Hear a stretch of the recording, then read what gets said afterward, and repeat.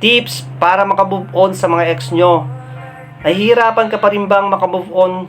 Sa dami ng bidyong ginawa ko about sa mga sugatang puso, hindi mo pa rin alam kung ano ang gagawin mo para wakasan yung paghihirap sa ex mo. Well, makinig ka sa munti kong ipapayo sa'yo. Pero kung hindi ka naman heartbroken, skip mo na lang itong bidyong ito. At congrats sa'yo dahil buo pa ang pagsasama nyo. Kaya simulan na natin. O mga broken dyan, makinig kayo. Una, have a closure. Hanggat maaari, magkaroon kayo ng closure.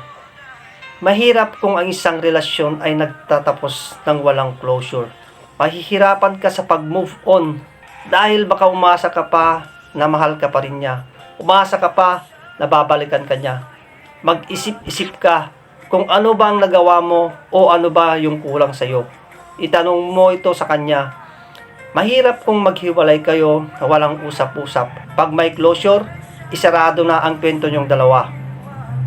At ang pangalawa, block or unfriend him or unfriend her sa social media.